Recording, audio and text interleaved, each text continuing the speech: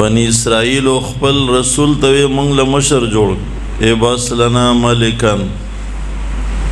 الله طرف نه فیصله رااله چې ان طالوت ملکا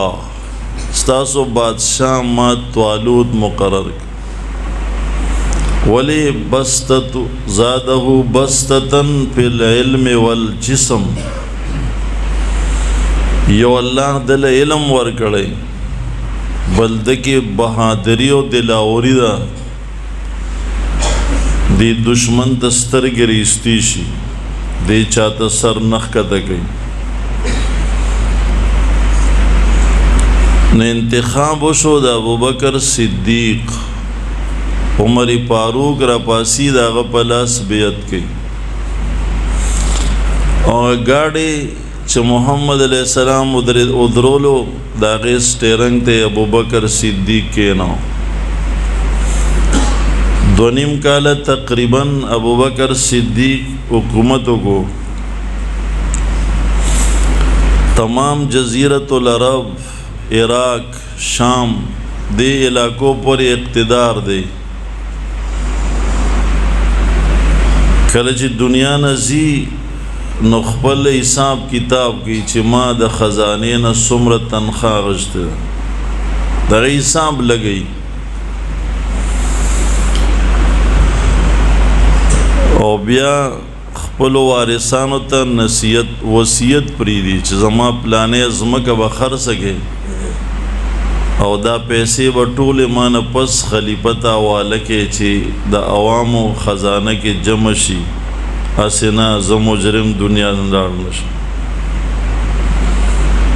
او بے حسابو کو چې سرکاری بیت المال نظما کور ته څه شی راغلی یو وخت دی یو مشت دی سلوخي لرګیو وې دا ټول به ما نه پس خلیفه ته حواله کې امیر المؤمنین عمر فاروق هغه د چې کله دا هر څه مخې د کېښودل نو ډیر زیات یو جړل مونږ خو په دې سوچ کې یو چې یاره زه په مونځ ولاړ یم که دا مونځ هغه سیک چې څنګه محمد علیه السلام ویلی خو مونځ به یې کنې نه دی نو ممبر صاحب چیرمین صاحب وزیر صاحب صدر صاحب جرنیل صاحب ته د سیکانو ممبر ته د هندوانو مشر ته د کافرو د ملک صدر او وزیر اعظم پرب میں قسمی دا ابوبکر په کسوټه بتا سر حساب کتاب کی دا کی دین شي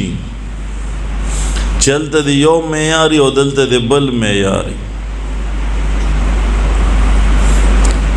او وی جړل چې ځان نه د روستو خلک ډېر په مشکل کې پرې هو تربیت شوی دی تربیت دې د تعلیم او تربیت وي تعلیم دې ته نه وي سړی نه انجینیر جوړ شي تعلیم دې ته نه وي سړی نه طبیب او ډاکټر جوړ شي تعلیم اصل دې ته وي چې انسان نه انسان جوړ شي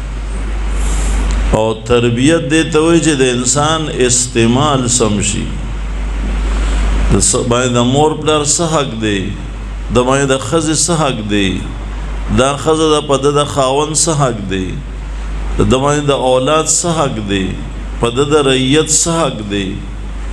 د کشران دي د هغې څه حق دی د مشر دی د هغې څه حق دی کم ځای د چا تا سره تعلق دی